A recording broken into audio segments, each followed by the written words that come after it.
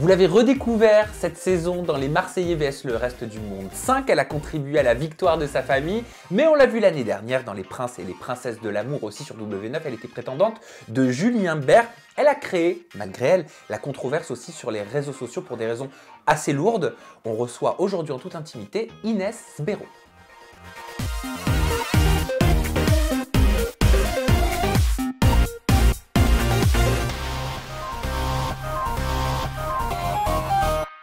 Bonjour Inès Sbero. Bonjour Sam. Comment ça va? Ça va très bien, merci. Et Bon, toi? Très ravi, très content parce que tu n'as pas fait d'interview. Hein. Non, aucune. J'ai jamais pris la parole, jamais accepté d'interview. Donc c'est ma première et avec toi. Et pour quelle raison, je peux te demander? Alors pour quelle raison? Donc déjà, j'ai jamais voulu trop m'exprimer parce que ça me ressemble pas vraiment, voilà, de prendre mon téléphone, de raconter ma vie. C'est vrai que je garde tout pour moi, entre guillemets. Et j'ai vu ton travail, j'ai vu comment t'amener les choses. J'ai vu pas mal d'interviews de toi et je trouve que malgré que oui, tu rentres dans le vif du sujet, forcément, des fois, ça peut ne pas plaire. Des fois, on peut se sentir un peu perturbé. Tu es quand même, je pense, une personne bienveillante et qui fait bien son travail. Et je pense que c'est le meilleur moyen pour moi de m'exprimer et de pouvoir enfin vous répondre, répondre à vos questions. Donc voilà, je suis là pour ça. Il y en a. T'as vu sur les réseaux sociaux? J'ai vu sur les réseaux sociaux, c'est vrai que ça a beaucoup parlé de moi, malgré moi en fait, parce que moi, j'ai jamais balancé des choses sur moi-même. Donc c'est vrai que ça a beaucoup parlé.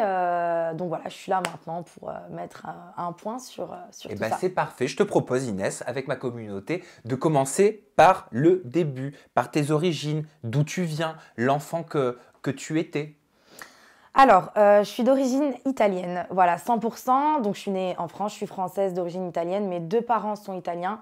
Tout le monde dit que je suis une rebeu. Je ne suis pas rebeu, je ne suis pas algérienne, je ne suis pas marocaine, je ne suis pas tunisienne. Et si c'était le cas, tu l'aurais dit fièrement? Si c'était le cas, je l'aurais dit fièrement. Les gens pensent que je renie mes origines, mais pourquoi je renierais mes origines? Comme si être arabe est une honte, alors que pas du tout. Je pense que juste je suis une méditerranéenne, voilà, j'ai le teint mat, donc voilà, on pense que voilà, je suis arabe, mais pas du tout. Donc voilà, j'ai toujours vécu avec ma mère. Voilà, ma mère m'a éduquée seule. Ils m'ont eu très très jeune, à 18 ans, donc mon père était, je pense, moins prêt à tout ça, malgré qu'il me voulait, hein, mais je pense qu'il était moins prêt à tout ça. Donc mes parents se sont séparés quand j'avais 1 an. Voilà, chacun a fait sa vie. Nous, on a déménagé dans le sud, à Toulouse, avec ma maman. Et voilà, j'ai grandi qu'avec elle. Donc, je pense que j'ai mal vécu l'absence de mon père, mais je sais qu'il y a toujours eu de l'amour entre nous. Donc, voilà. Tu es encore en contact avec ton papa? Je suis en contact avec mon père, qui habite maintenant à Marseille, avec mes deux demi-sœurs. Il a refait sa vie, s'est remarié. C'est vrai que de le voir s'occuper de mes sœurs comme ça, j'aurais aimé, je pense, avoir la même attention. Mais voilà, avec le temps, j'ai grandi. Plus j'ai grandi, en fait, et plus on a repris contact, on s'est rapprochés. Et voilà, je lui en veux pas. J'ai pas de rancune envers lui. Voilà, j'ai pas de rancune envers lui. Je pense qu'il m'aime, il a juste mal fait les choses. Je lui en veux pas. Voilà. Et tu as une maman artiste, j'ai vu ça. J'ai une maman artiste. Donc, en fait, du côté de ma mère, ils chantent tous. Voilà, ils adorent la musique. Ils sont musiciens. Voilà, ma mère, je pense que ma mère, elle a tout fait pour réussir dans le monde de la musique, qui est un monde, je pense, très difficile. Pour réussir dans la musique, je pense qu'il faut vraiment avoir tout ce qu'il faut pour. Et voilà, ça n'a pas vraiment marché pour ma mère, mais c'est pas grave. Elle vit quand même de sa passion, c'est-à-dire qu'elle continue quand même, quoi qu'il arrive, à chanter. Voilà, elle fait des petits concerts à droite à gauche avec ses sœurs. Donc voilà, je suis fière d'elle et à côté de ça, elle est aide-soignante. Donc voilà. C'est génial d'être multicasquette. Oui, elle est multicasquette, ouais, exactement. Aide-soignante, donc un côté très altruiste. Oui, exactement. Voilà, et la musique, un côté très artiste. Exactement. En parlant des jugements, tu dois en être très fière, alors toi, de cette photo, mais tu vas comprendre pourquoi je te la montre. C'est ta maman, hein? Oui, c'est ma mère. Elle est belle. Elle est très, très belle. T'es fière? Je suis vraiment fière, ouais. Je suis vraiment fière. Après, c'est vrai que moi, je suis pas pour. Ah, pourquoi? Je suis pas pour. En fait, je ne serai pas sa fille, je ne le prendrai pas pareil. C'est-à-dire que je ne serai pas sa fille, je dirais très belle photo. Excuse-moi, côté artistique, enfin, comment dire? C'est artistique. Ouais, c'est artistique en fait. Mais vu que c'est ma maman, je sais comment sont les gens. Donc du coup, ça me perturbe un peu parce qu'ils vont se faire une image d'elle, je pense, qui est totalement fausse. C'est-à-dire limite dénudée sur les réseaux sociaux, alors que pour elle, c'est pas du tout pour provoquer. C'est simplement que elle voit ça comme on va dire, de l'art, on va dire ça comme ça. Donc, moi, depuis que je suis jeune, je lui ai toujours dit, voilà, t'exposes pas comme ça. Bon, après, elle a fait une photo comme ça, mais... C'est marrant parce que d'habitude, c'est les mamans qui Oui, disent à leur oui, fille « Non mais oui. ma chérie, là, tu peux pas mettre Ouais, ça sur là, Instagram. » exactement. Alors que là, c'est moi qui lui disais, voilà, j'ai peur en fait de ce que les gens vont dire sur toi et je suis très sensible. Voilà, quand c'est ma mère, ça me touche énormément. Donc, c'est par rapport au jugement. Mais moi, je suis très fière d'elle parce qu'elle persiste dans ce qu'elle aime et voilà. Je te montre ça et c'était pour moi important de te faire réagir parce qu'au travers de cette photo, tu t'es fait attaquer, Oui, mais pas qu'au travers du tout de cette photo. Tu te fais attaquer de façon générale beaucoup sur les réseaux sociaux, hein, oui, depuis les Princes et oui. surtout depuis les Marseillais. Et en légende de cette photo, la personne qui a mis ça, donc de façon publique, a mis «Voici la mère de la pute» de Inès Béraud, à poil, MDR, elle fait de la zik aussi, MDR. Comment tu le prends ça? Alors, en fait, j'ai pas vraiment les mots parce que quand je vois ça, en fait, ça me fait énormément mal par rapport à ma mère. Alors, moi, qu'on dise pute, je sais pas vraiment pourquoi, parce qu'au final, on me connaît pas du tout. Donc, pourquoi venir dire tout de suite pute? Et en plus de ça, c'est en gros limite telle mère, telle fille, quoi. Donc, en fait, ça me touche beaucoup plus par rapport à ma mère qu'à moi dans ce genre de commentaires. Et moi, je décide de pas répondre à ce genre de choses. Mais c'est pas du tout plaisant parce qu'une maman, ça reste une maman. Voilà, elle a tout fait pour nous. On sait ce que vaut notre mère, donc de voir ça, ça fait mal. Franchement, ça fait mal. Ça me touche beaucoup. Mais je pense que avec tout ce qui s'est déjà dit sur moi, j'ai appris, voilà, à pu prendre ça vraiment à cœur. Voilà. Mais ça reste ma mère et quoi qu'il arrive, qu'on juge comme ça blesse. Ça blesse. Comment tu as vécu, Inès, le passage de l'enfance à l'adolescence? J'ai vécu une très belle enfance. J'étais la seule petite, en fait, on va dire, dans la famille.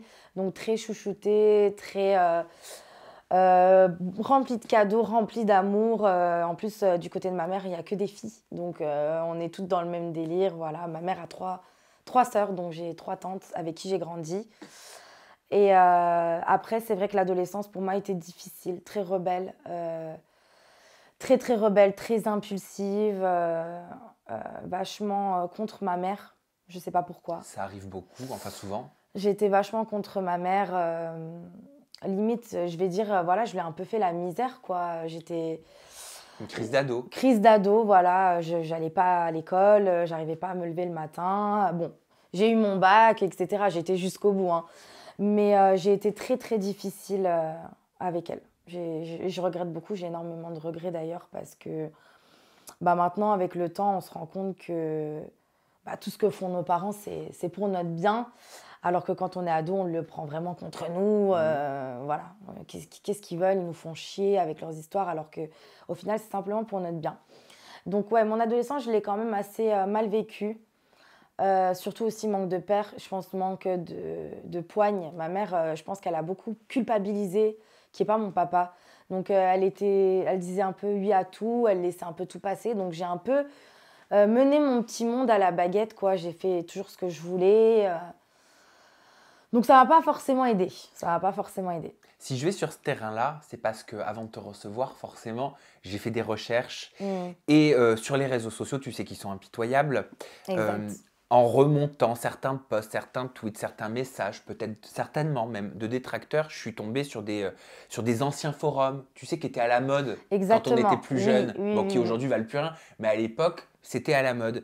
Et ça dit des choses du style Inès, c'est une évidence, à 17 ans, elle cherchait le bad buzz, elle a un passé très lourd. 17 ans, elle couche avec Booba, 40 ans, pendant que Patricia est enceinte. 18 ans dans une relation avec un de plus de 30 ans qui lui payait tout, hôtel, vacances. Ce qui m'a fait me dire que, tu vas me dire si je me trompe, mais c'est comme ça que je le vois, je pense que t'as morflé en fait quand tu étais ado. Alors, quand j'étais ado, j'ai beaucoup morflé parce que en fait, j'étais un peu, donc moi, je viens de Nancy, voilà, depuis, quelques années, je vis là-bas. Donc voilà, mes 13, 14, 15 ans, donc Facebook venait d'arriver, etc. Donc moi, voilà, je me suis mise sur Facebook, sur les réseaux sociaux. Et en fait, j'étais une fille qui était vraiment en manque d'attention, je pense. Une jeune fille en manque d'attention qui voulait plaire. J'étais très provocante. Je mettais des robes serrées, moulantes, voilà, très courtes. Je m'exposais énormément sur les réseaux sociaux. Donc en fait, ça a attisé beaucoup de commentaires de gens. Toute ma ville était après moi, quoi. Mais en fait, j'aimais le fait qu'il y ait beaucoup de monde sur mes réseaux. Et à la fois, je me disais, mais au final, j'attise quand même beaucoup de haine alors que je fais rien. Je fais juste simplement des photos. Voilà, des photos. Je suis à la maison, je suis avec ma maman. Alors oui, ça paraît provoquant. On se dit, mais cette fille-là, elle doit être complètement perdue. Je pense qu'il y avait un manque de repères. Je pense qu'il y a eu un manque de quelque chose pendant toute cette adolescence qui a fait que j'ai recherché beaucoup l'attention des hommes. Je pense que aussi de ne pas avoir de repères a fait que, de ne pas avoir le père que je voulais, ben, je pense que je recherchais beaucoup l'attention des hommes de 30, 40 ans. Je ne sais pas pourquoi, peut-être que je recherchais en eux, je ne vais pas dire un père parce que c'est bizarre de Non, dire mais je vois ça. ce que tu veux dire, une protection Mais une peut-être. protection, je Mhm. pense quelqu'un qui.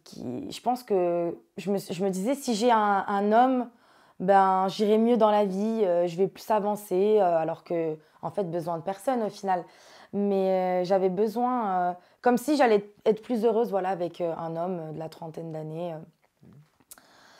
Je sais pas. Je sais pas trop comment dire ça, mais bon, maintenant, j'ai une autre optique. Mais je pense que j'avais besoin voilà, de me sentir aimée, de me sentir belle, de sentir que je plais. Voilà. T'as grandi trop vite. J'ai grandi trop vite. Je suis sortie très tôt en boîte de nuit, dès l'âge de mes 15 ans. Je mentais à ma mère. Ma mère me disait bah, tu vas où? Je vais dormir chez une copine. Parce que ma mère n'était pas en accord avec ça. Voilà, malgré qu'elle me laissait un peu faire ce que je voulais, elle avait quand même un œil sur moi. Elle ne voulait pas du tout voilà, que j'aille en boîte à 15 ans. Mais voilà, j'avais envie de sortir, j'avais envie de faire tout trop tôt, de connaître tout trop tôt. Bah, par exemple Booba, bah, tout ce qui se dit entre guillemets, ben, c'est pas faux, je vais pas dire que c'est faux. Euh, Quand j'avais 17 ans, ouais, je côtoyais ce genre de personnes, donc je pense que ça m'a rendue en fait plus mature, en fait. Je pense que ça a fait que j'ai grandi plus vite, que j'ai appris à, à analyser comment sont les gens, qu'en fait, au final, quand on a 30, 40 ans, on n'est pas forcément bah, plus mature que peut-être quelqu'un de 20 ans. On peut toujours être hypocrite à 40 ans, on peut toujours être encore perdu à 40 ans, on peut toujours... en fait, j'ai appris beaucoup de choses, en fait. J'ai appris beaucoup de choses à côtoyer des gens plus vieux que moi. Booba, Ouais. c'était en 2015. Alors, Booba, c'était en 2015, ouais. T'avais Ouais, 17 ans, c'est j'avais ça? 17 ans. Et il y a une photo qui a tourné sur les réseaux sociaux que tu avais postée apparemment à l'époque, celle-ci, Oui, c'est c'est ça? bien Où ça. tu mets ce soir avec B2O, devine où je suis, Oui. devine qui se douche. Les gens t'ont attaqué là-dessus, hein. Oui, alors quand je revois ça, mon Dieu, je me trouve ridicule. Je me trouve ridicule. Alors en fait, je me trouve ridicule parce qu'en fait, je pense que les choses comme ça, faut les garder pour soi, tout simplement. Je pense que ça regarde personne. Déjà, de un, parce que la personne en face de moi, elle a une vie privée, elle a une vie intime. Donc, je dois respecter sa vie privée. Et pour moi aussi, en fait, je trouve ça ridicule de se vanter de ça, en fait, parce que ça reste une personne comme T'avais une là, autre. je juge pas du tout, hein, je Ouais. cherche vraiment à comprendre. Quand tu faisais ça, t'avais l'impression d'être importante, t'avais l'impression d'être valorisée peut-être? Alors, en fait, quand j'ai connu Booba, euh, bah, c'était un an avant, donc j'avais 16 ans. Et en fait, j'en parlais pas du tout, je me montrais absolument pas. Et voilà, il y a eu un soir où je me suis dit, mais quand même, voilà, je suis une petite meuf de Nancy, j'ai rien à voir avec tout ça. Je suis pas une bimbo, je suis pas une fille qui a des grosses fesses, je suis pas une fille refaite. Et pourtant, bah, ce genre de personne, c'est entre guillemets pas intéressé à moi, Il a mais posé son regard sur toi. poser son regard sur moi. Donc, je sais pas, je me suis dit, envie de le partager, envie de le dire, envie de le montrer, envie de. Comme tu dis, en fait, je me suis sentie valorisée, en fait. Et je pense que j'avais besoin de prouver, en fait, de prouver aux gens, mais regardez avec qui je suis, en fait. Et Peut-être que tu voulais leur dire, vous me critiquez, mais en fait, quelqu'un d'important me regarde. voilà, en fait, je pense que je me disais, mais on vit pas les mêmes choses. Au final, vous êtes là en train de blablater sur les réseaux, pendant que moi, je suis en train de vivre peut-être des choses que vous ne vivrez jamais. Des gens, en fait, que pour vous, ils sont inaccessibles. Enfin, pour vous, c'est des gens, en fait, vous êtes fan de ces gens-là, vous ne pourrez jamais les approcher, vous ne pourrez jamais les rencontrer, alors que moi, je peux. C'était vraiment comme si j'avais besoin de prouver quelque chose, voilà, de me vanter, en fait, voilà, de me vanter tout simplement. Et donc, je pense que le soir-là, j'ai voulu que les gens sachent, mais pour quelle raison exactement, je ne sais pas. Comment tu décrirais votre relation à l'époque? Euh, Bah, il n'y avait pas vraiment de relation. C'était. Je pense que c'était. En fait, Bouba, c'est quelqu'un c'est une personne très intelligente, très respectueuse, très gentille.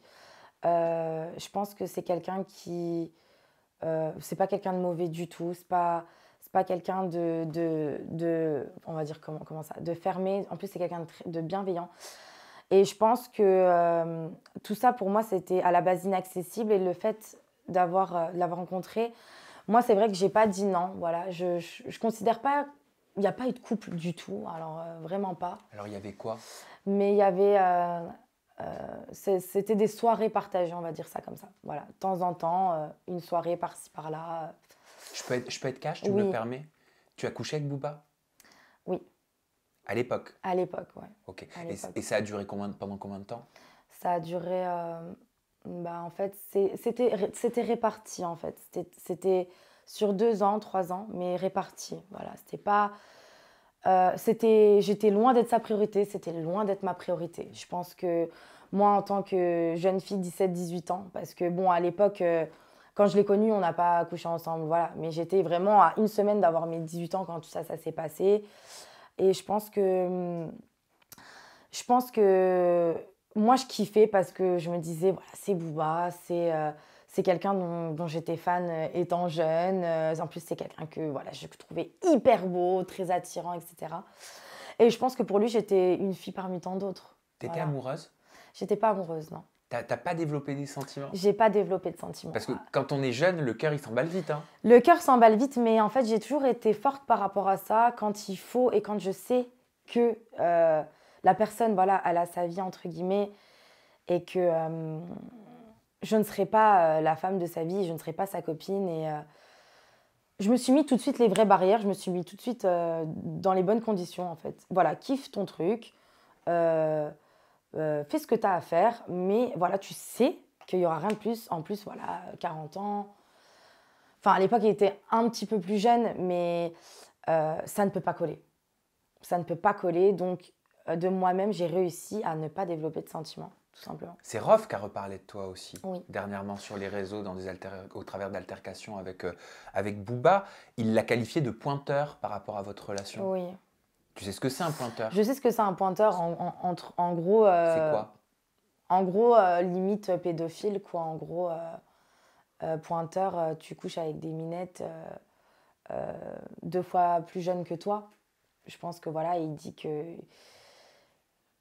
Je pense qu'il le qualifie en fait, voilà, de pédophile, quoi, limite. Donc, moi, je pense que c'est un peu hypocrite de dire ça de la part de Rof ou de Lafouine, parce que bon, Lafouine aussi, quelqu'un, c'est pas envers moi qui s'acharne, mais au final, vu qu'il s'acharne envers Booba, ben, c'est des gens qui ressortent tout le temps mon prénom, c'est des gens qui se servent de ça contre Booba, donc forcément mon nom ressort à chaque fois. Et je pense que c'est hypocrite parce que dans ce milieu-là, je pense qu'ils ont tous eu des aventures avec des jeunes, voilà, des filles plus jeunes que eux en fait. Donc voilà. Donc je sais pas trop comment qualifier ça, mais Et Booba a répondu sur ses réseaux. Il a mis une photo de toi, hein. Oui, Voilà, et il a marqué Rof, t'es juste jaloux parce qu'elle était d'en bas 1 milliard de fois. elle est un Demba.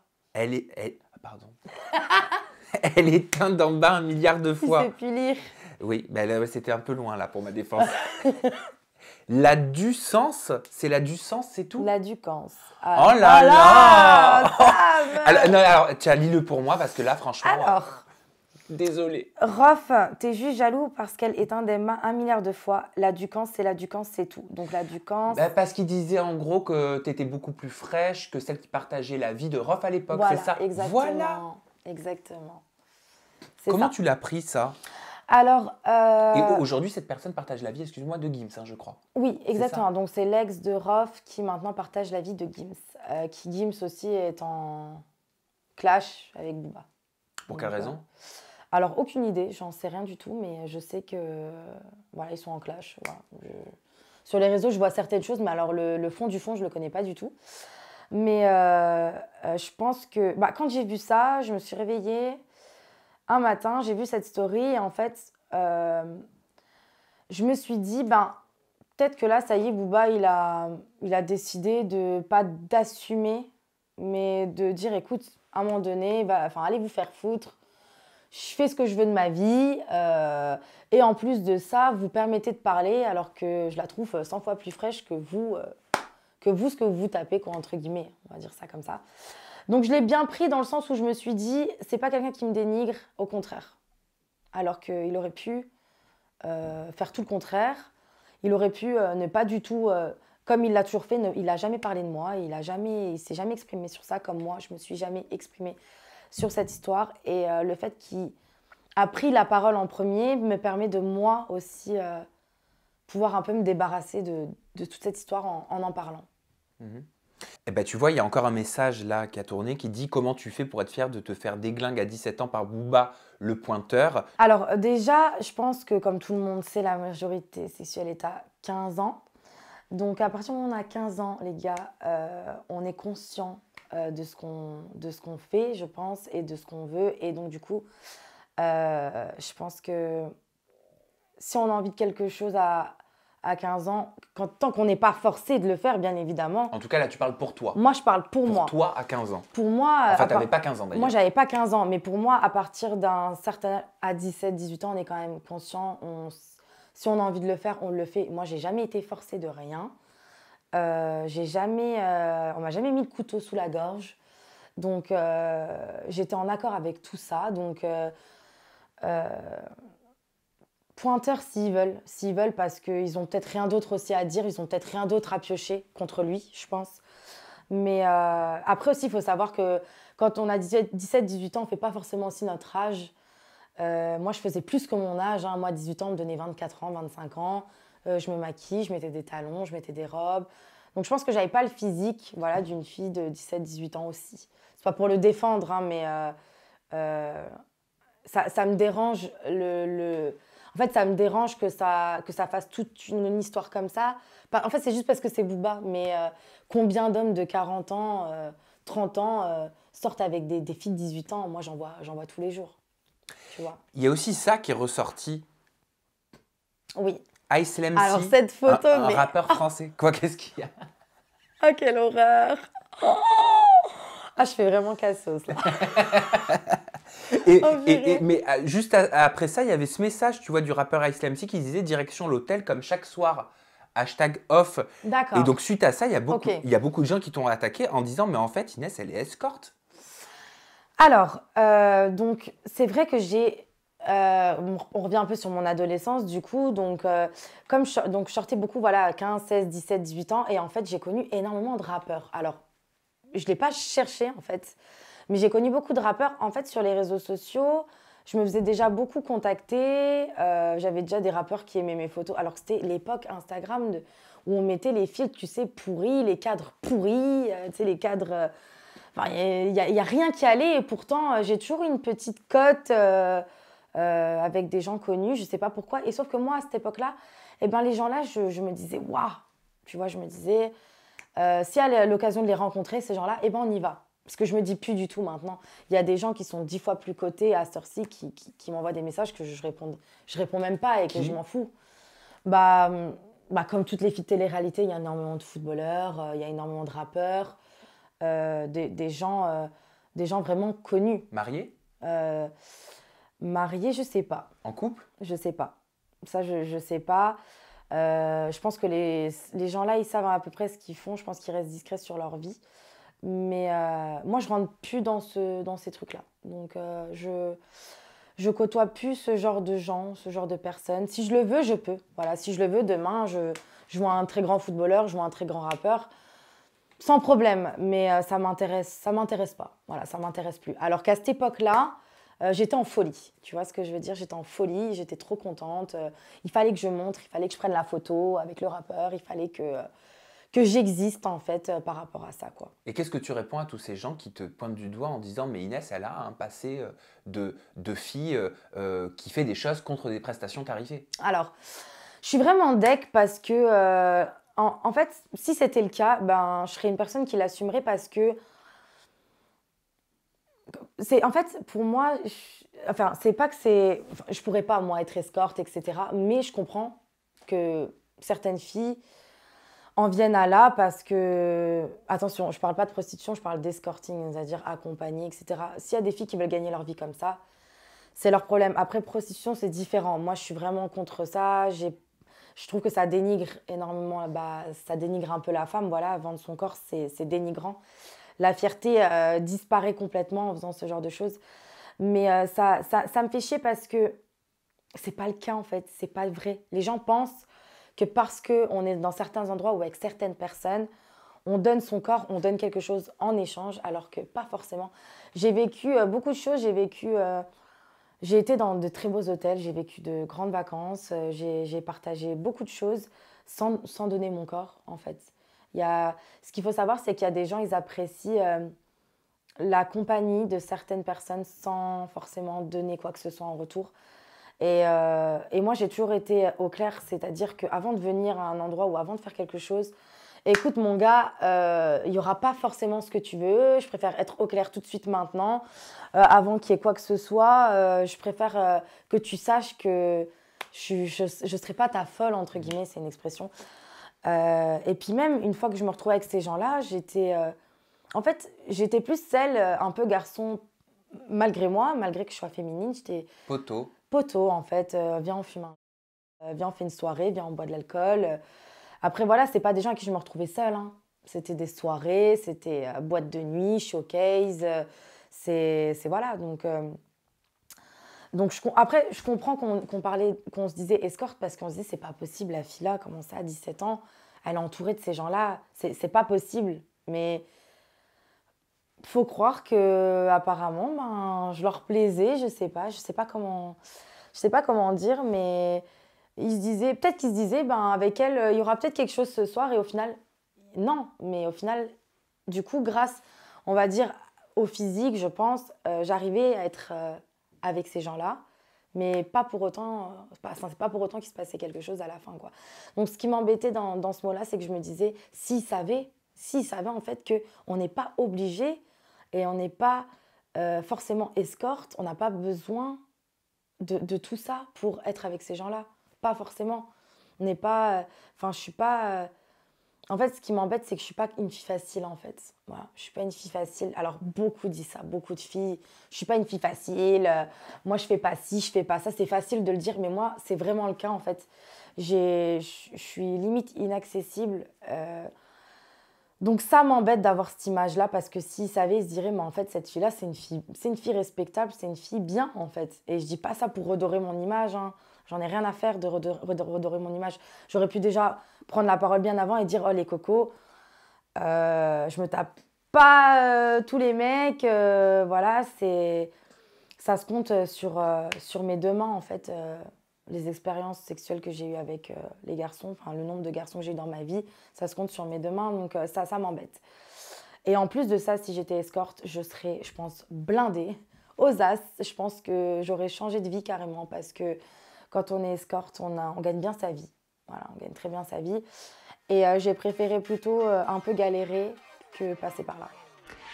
Et oui, maintenant que nous avons creusé dans le passé d'Inès Béraud, je vous propose de nous retrouver très rapidement pour la deuxième partie de son interview en toute intimité. Et croyez-moi, vous n'êtes réellement pas au bout de vos surprises. Extrait. Ça a créé une dispute. Weshden a fait créer une dispute entre Jessica et Thibaut parce que justement Thibaut a montré de l'intérêt à Weshden et ça n'a pas plu à Jessica.